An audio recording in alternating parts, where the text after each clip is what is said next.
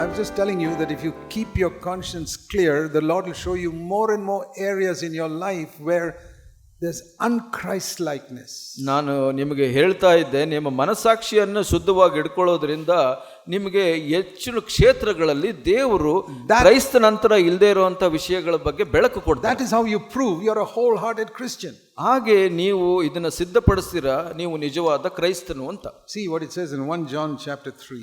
1 ಯೋಹನ 3ನೇ ಅಧ್ಯಾಯದಲ್ಲಿ ನಾವು ನೋಡ್ತೇವೆ. If I ask you, how many of you believe that Jesus Christ is coming back? ಎಷ್ಟು ಜನ ನೀವು ಯೇಸು ಸ್ವಾಮಿ ಹಿಂದೆ ಮತ್ತೆ ಬರ್ತಾನೆ ಅಂತ ಕಾಯ್ತಾ ಇದ್ದೀರಾ? Everyone will raise their hands, I'm sure. ಎಲ್ಲರೂ ನಾನು ನಂಬ್ತೀನಿ ಕೈಯನ್ನು. We all believe that Jesus Christ is coming back. ನಾವು ಎಲ್ಲರೂ ಕೈ ಎತ್ತುತ್ತೀವಿ ಕ್ರಿಸ್ತನು ಬರ್ತಾನೆ ಅಂತ. Correct. ಹೌದು, correct. What will happen when he appears? ಆತನು ಬಂದಾಗ ಏನಾಗುತ್ತೆ? Two things. ಎರಡು. One, ಮೊದಲನೇದಾಗಿ we will see him. ಆತನನ್ನು ನೋಡ್ತೇವೆ. Now we can only see him inside our heart. ಈಗ ನಮ್ಮ ಹೃದಯದಲ್ಲಿ ಆತನನ್ನು ಕಾಣ್ತೇವೆ. When he comes again, we'll see him with these eyes.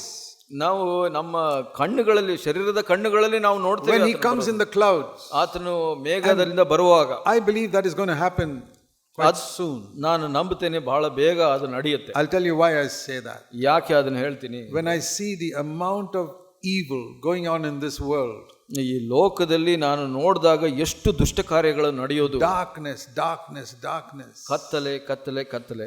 Little children being kidnapped and exploited for sexual purposes.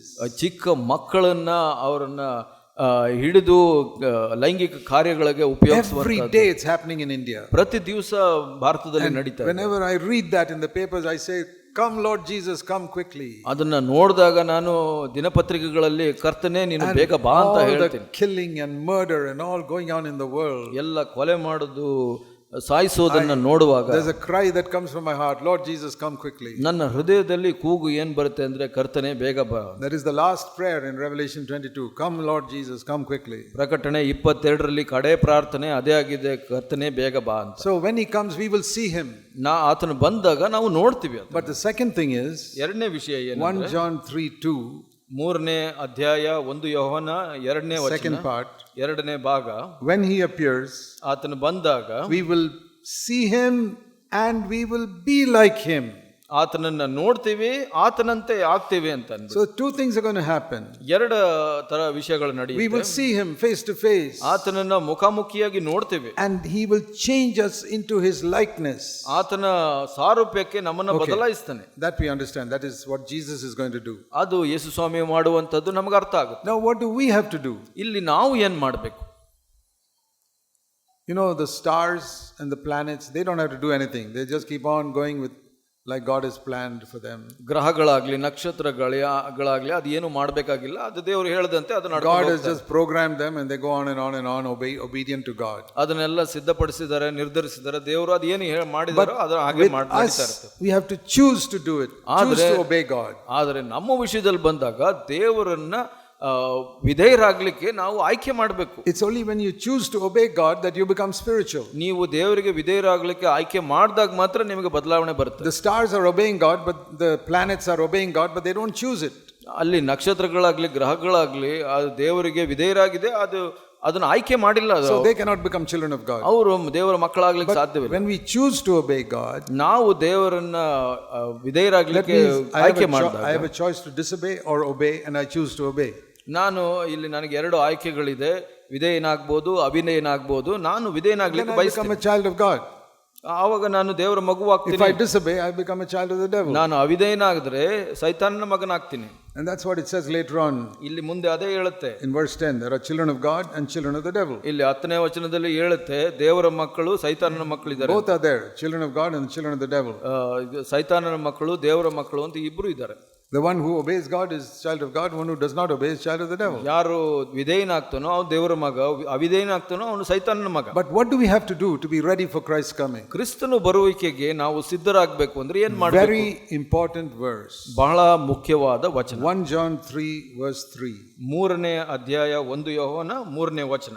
Everyone who has the hope of seeing Christ face to face.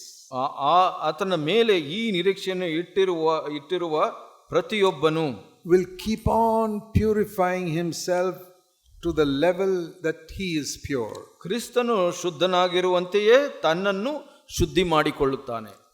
So what should he be doing every day? ನಾವು ಪ್ರತಿ ದಿವಸ ಏನ್ ಮಾಡಬೇಕು? I told you just now, how many of you believe that Christ is coming back and we'll see him? ನಾವು ಇವಾಗಲೇ ಹೇಳಿದೆ, ಎಷ್ಟು ಜನ ನಂಬ್ತೀರಾ ಕ್ರಿಸ್ತನು ಬರ್ತಾನೆ, ಆತನು ನಾನು ನೋಡ್ತೀನಿ ಅಂತ? Everyone. ಪ್ರತಿಯೊಬ್ಬರು. But I want to tell you today, ಆದ್ರೆ ಇವತ್ತು ನಾನು ಹೇಳಲಿಕ್ಕೆ ಇಷ್ಟಪಡ್ತೀನಿ. you may say in your head, I believe it. ನೀವು ಇದನ್ನ ನಂಬ್ತೀನಿ ಅಂತ ಮನಸ್ಸಿನಲ್ಲಿ ಹೇಳಬಹುದು. How do I know whether you say it in your heart? ನೀವು ಹೃದಯದಿಂದ ಹೇಳ್ತಾ ಇದ್ದೀರಾ ಅಂತ ನನಗೆ ಹೆಂಗೆ ಗೊತ್ತಾಗುತ್ತೆ? In the Christian life, the heart is more important than the head. ಕ್ರಿಸ್ತಿಯ ಜೀವಿತದಲ್ಲಿ ಹೃದಯ ಬುದ್ಧಿಗಿಂತ ಬಹಳ ಮುಖ್ಯವಾದದ್ದು ಮನಸ್ಸಿಗಿಂತ. That's why Jesus did not choose a lot of clever people to be his disciples. ಯೇಸು ಸ್ವಾಮಿ ಅದಕ್ಕಾಗಿ ಬಹಳ ಬುದ್ಧಿವಂತರನ್ನ ತನ್ನ ಶಿಷ್ಯರನ್ನಾಗಿ ಆರಿಸಿಕೊಳ್ಳಲಿಲ್ಲ. You look at a group like this. ನೀವು ಈ ತರ ಗುಂಪನ್ನ ನೋಡಿ. Are you the cleverest people in Hubli sitting here? ಇಲ್ಲಿ ಹುಬ್ಬಳ್ಳಿಯಲ್ಲಿರುವಂತ ಬಹಳ ಬುದ್ಧಿವಂತರ ನೀವೆಲ್ಲ? Definitely not. ಸತ್ಯವಾಗಿ ಇಲ್ಲ. Why has God chosen you? ಯಾಕೆ ದೇವರು ನಿಮ್ಮನ್ನ Because God is not looking at the head. ಯಾಕೆ ಅಂದ್ರೆ ದೇವರು ಬುದ್ಧಿಶಕ್ತಿಯನ್ನ ನೋಡಿ ಆಯ್ಕೆ ಮಾಡಿಲ್ಲ. If God selected all the cleverest people, I also may not be here. ಎಲ್ಲ ಬುದ್ಧಿವಂತರನ್ನೇ ದೇವರು ಆಯ್ಕೆ ಮಾಡಿದ್ರೆ ನಾನು ಕೂಡ ಇರ್ತಾ ಇರಲಿಲ್ಲ. Because there are many other people cleverer than all of us. ನಮಗಿಂತ ನಮ್ಮೆಲ್ಲರಿಗಿಂತ ಬುದ್ಧಿವಂತರು ಇನ್ನೂ ಹೆಚ್ಚು ಜನ ಇದ್ದಾರೆ. Thank God he doesn't look at the head, he looks at the heart. ದೇವರಿಗೆ ಕೃತಜ್ಞತೆ, ದೇವರು ಬುದ್ಧಿಶಕ್ತಿ ನೋಡೋದಿಲ್ಲ, ನಮ್ಮ ಹೃದಯವನ್ನು ನೋಡ್ತಾನೆ. That's why we have some people sitting here today who cannot even read or write. ಅದಕ್ಕಾಗಿ ಇಲ್ಲಿ ಬಹಳ ಮಂದಿ ಕುಳಿತುಕೊಂಡಿದ್ದೀರಾ, ಕೆಲವರಿಗೆ ಓದಲಿಕ್ಕೆ ಬರಲಿಕ್ಕೆ ಕೂಡ ಬರೋದಿಲ್ಲ. I met some of them yesterday who can't read. ಕೆಲವರನ್ನ ನಾನು ಸಂಧಿಸಿದೆ, ಅವರಿಗೆ ಓದಲಿಕ್ಕೆ ಕೂಡ ಬರೋದಿಲ್ಲ. But they are here. ಆದ್ರೆ ಇಲ್ಲಿದ್ದಾರೆ ಅವರು. Because God looks at the heart.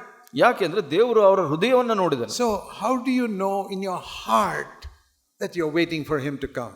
ನಿಮ್ಮ ಹೃದಯದಲ್ಲಿ ನೀವು ಕರ್ತನ ಬರುವಿಕೆ ಕಾಯ್ತಾ ಇದ್ದೀರಾ ಅಂತ ಹೇಗೆ ಕಂಡುಕೊಳ್ತೀರಾ? In your head you can say, yes, I know he's coming back, I'm going to see him. ನಿಮ್ಮ ಮನಸ್ಸಿನಲ್ಲಿ ನೀವು ಹೇಳಬಹುದು, ಹೌದು ನಾನು ಕಾಯ್ತಾ ಇದ್ದೀನಿ ಅಂತ. How do you know whether you believe that in your heart? ಹೇಗೆ ನಿಮಗೆ ಗೊತ್ತಾಗುತ್ತೆ ಆ ವಿಷಯವನ್ನ ನೀವು ನಿಮ್ಮ ಹೃದಯದಿಂದ ನಂಬುತ್ತೀರಾ ಅಂತ? It says in verse 3, you will purify yourself up to his standard of purity. 3ನೇ ವಚನದಲ್ಲಿ ಹೇಳುತ್ತೆ, ನಿಮ್ಮನ್ನ ನೀವು ಆತನ ಅಶುದ್ಧತೆಯ ಮಟ್ಟದಲ್ಲಿ ನಿಮ್ಮನ್ನ ಶುದ್ಧೀಕರಿಸಿಕೊಳ್ತೀರಾ. You ask me, brother Zach, how do you know that Jesus is coming back and you're going to see him? ನೀವು ನನಗೆ ಕೇಳಿದ್ರೆ, ಸಹೋದರ ಝಾಕ್ ಅವರೇ, ಯೇಸು ಸ್ವಾಮಿ ಬರ್ತೀರಂತ ನೀವು ಹೇಗೆ ಕಾಯ್ತಾ ಇದ್ದೀರಾ? Once upon a time I would say, because it's written in the Bible. ಒಂದು ಸಮಯದಲ್ಲಿ ನಾನು ಹೇಳ್ತಾ ಇದ್ದೆ, ಯಾಕೆ ಅಂದ್ರೆ ದೇವರ ವಾಕ್ಯದಲ್ಲಿ ಬರ್ದಿದೆ ಅಂತ. Now I say that plus one more thing. ನಾನು ಇವತ್ತು ಏನು ಹೇಳ್ತೀನಿ ಅಂದ್ರೆ ಅದು ಮತ್ತು ಇನ್ನೊಂದು ವಿಷಯ. I am purifying myself every day to become a little more like Jesus. ನಾನು ಪ್ರತಿ ದಿವಸ ಯೇಸು ಸ್ವಾಮಿಯ ಅಂತೆ ಆಗ್ಲಿಕ್ಕೆ ನನ್ನನ್ನು ನಾನು ಶುದ್ಧೀಕರಿಸಿಕೊಳ್ತಾ ಇದ್ದೀನಿ. I have not become like Christ yet. ನಾನು ಕ್ರಿಸ್ತನಂತ ಆಗಿಲ್ಲ, but I want to be like Christ. ನಾನು ಕ್ರಿಸ್ತನನ್ನಾಗಿ ಆಗಬೇಕು. And I know when he comes he'll make me like him. ಆತನು ಬಂದಾಗ ನನ್ನನ್ನು ಆತ ಮಾಡ್ತಾನೆ ಅಂತ ನಾನು ನಂಬ್ತೀನಿ. It's not going to be automatic. ಅದು ತಾನಾಗಿ ಆಗುವಂತ ಕಾರ್ಯ. Like you put on a switch and the light comes on. ಯಾವುದೋ ಒಂದು ಸ್ವಿಚ್ ಹಾಕಿದ್ರೆ ಬೆಳಕು ಬರೋ ಹಾಗೆ. It's not like that. ಹಾಗೆ ಬರೋದಿಲ್ಲ. I purify myself now, it says here. ಈ ವಾಕ್ಯ ಏನ್ ಹೇಳುತ್ತೆ, ನನ್ನನ್ನು ನಾನು ಶುದ್ಧೀಕರಿಸ್ತೀನಿ. Everyone, it says in verse 3. ಇಲ್ಲಿ 3ನೇ ವಚನ, ಪ್ರತಿಯೊಬ್ಬನು. Everyone, if you really have this hope, ಇದೆ ಈ ನಿರೀಕ್ಷೆ ನೀವು ಯಾರಿಗಾದ್ರೂ ಇದ್ರೆ, the proof is you will purify yourself. ಅದರ ಗುರುತು ಏನು ಅಂದ್ರೆ, ನೀವು if you don't purify yourself, ನಿಮ್ಮನ್ನ ನೀವು ಶುದ್ಧೀಕರಿಸಿಕೊಳ್ತಾ ಇಲ್ಲ ಅಂದ್ರೆ you're telling a lie when you have the hope that Christ is coming back. ನೀವು ಕ್ರಿಸ್ತನು ಬರ್ತಾನೆ ಅಂತ ನಿರೀಕ್ಷೆ ಇದೆ ಅಂತ ಹೇಳೋದು ಸುಳ್ಳಾಗುತ್ತೆ. I am absolutely sure Christ will come back and I'll be like him. ನನಗೆ ಖಚಿತವಾಗಿದೆ ಕ್ರಿಸ್ತನು ಬರ್ತಾನೆ ಅಂತ. Proof, ಅದಕ್ಕೆ ಗುರುತು ಏನು? one is written in the Bible. ಒಂದು ದೇವರ ವಾಕ್ಯದಲ್ಲಿ ಬರೆಯಲ್ಪಟ್ಟಿದೆ.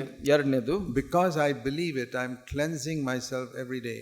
ಅದನ್ನ ನಂಬೋದ್ರಿಂದ ನಾನು ನನ್ನನ್ನು ನಾನು ಶುದ್ಧೀಕರಿಸಿಕೊಳ್ತೀನಿ ಪ್ರತಿ ದಿವಸ. I'm going from first standard to second standard. ನಾನು 1ನೇ ತರಗತಿಯಿಂದ 2ನೇ ತರಗತಿಗೆ ಹೋಗ್ತೀನಿ. After I learned addition, I learned subtraction. ನಾನು ಕೂಡೋದನ್ನ ಕಲಿಸಿದ ನಂತರ ನಾನು ಕಳೆಯೋದನ್ನ After I learned subtraction, I learned multiplication. ಕಳೆಯೋದು ಕಲ್ತ ಮೇಲೆ ಗುಣಕಾರವನ್ನು like that I go more and more.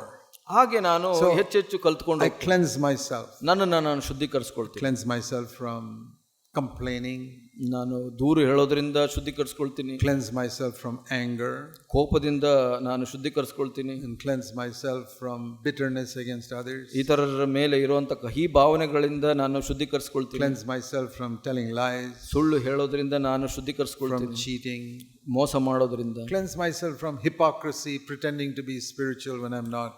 ನಾನು ಆತ್ಮಿಕನ ಅಲ್ಲದೆ ಇದ್ದಾಗ ಆತ್ಮಿಕನು ಅಂತ ಕಪಟವಾಗಿ ನಡೆಸೋದ್ರಿಂದ ನಾನು ಶುದ್ಧೀಕರಿಸ್ಕೊಳ್ತೀನಿ. The two most difficult things to cleanse ourselves from, ಬಹಳ ಕಷ್ಟವಾದ ಸಂಗತಿ ಎರಡು ವಿಷಯಗಳು ನಮ್ಮನ್ನು ನಾವು ಶುದ್ಧೀಕರಿಸ್ಕೊಳ್ಳೋಕೆ ಗರ್ವ and selfishness. ಸ್ವಾರ್ಥ. There's a lot of pride in all of us, ನಮ್ಮ ಎಲ್ಲರಲ್ಲೂ ಹೆಚ್ಚು ಗರ್ವವಿದೆ, in you and in me. ನಿಮ್ಮಲ್ಲಿ ಮತ್ತು ನನ್ನಲ್ಲಿ ಕೂಡ. There's a lot of selfishness in you and in me. ಬಹಳಷ್ಟು ಸ್ವಾರ್ಥ ಇದೆ ನಿಮ್ಮಲ್ಲಿ ಮತ್ತು ನನ್ನಲ್ಲಿ. There was zero pride in Jesus and zero selfishness in Jesus. ಆದರೆ ಯೇಸು ಸ್ವಾಮಿಯಲ್ಲಿ ಶೂನ್ಯವಾದ ಗರ್ವ ಆಗಲಿ ಸ್ವಾರ್ಥವಾಗಲಿ ಇತ್ತು. Before we are converted, we are full of pride and full of selfishness. ನಾವು ಪರಿವರ್ತನೆ ಹೊಂದೋದಕ್ಕೆ ಮೊದಲು ಪೂರ್ಣ ಗರ್ವದಿಂದ ಪೂರ್ಣ ಸ್ವಾರ್ಥದಿಂದ 100%. 100%. Now what does it mean to purify myself? ನಾನು ಶುದ್ಧೀಕರಿಸಿಕೊಳ್ಳೋದು ಅಂದ್ರೆ ಏನು? That 100 becomes 99, 100%, 98, 99, 97, 70, 60, 50. 70, 60, 50. I'm cleansing myself from pride and selfishness. ಆ ಒಂದು ಗರ್ವ ಮತ್ತು ಸ್ವಾರ್ಥದಿಂದ ನಾನು ಶುದ್ಧೀಕರಿಸಿಕೊಳ್ತಾ ಇದ್ದೀನಿ. 40, 30, 40, 20. I'm approaching zero. ಅಲ್ಲಿ ನಾನು ಶೂನ್ಯದ ಕಡೆಗೆ ಹೋಗ್ಲಿಕ್ಕೆ zero pride, zero selfishness. That is to be like Christ. ಅದು ಯೇಸು ಸ್ವಾಮಿ ಅಂತ ಆಗೋದು ಶೂನ್ಯ ಗರ್ವ ಶೂನ್ಯ ಸ್ವಾರ್ಥ. Does not happen in one day. ಒಂದು ದಿವಸದಲ್ಲಿ ನಡೆಯುವಂತ ಕಾರ್ಯ ಅಲ್ಲ ಅದು. But it will never happen if I don't cleanse myself. ನನ್ನನ್ನು ನಾನು ಶುದ್ಧೀಕರಿಸಿಕೊಳ್ತಾ ಇಲ್ಲ ಅಂದ್ರೆ ಅದು ಯಾವತ್ತೂ ನಡೆಯೋದಿಲ್ಲ.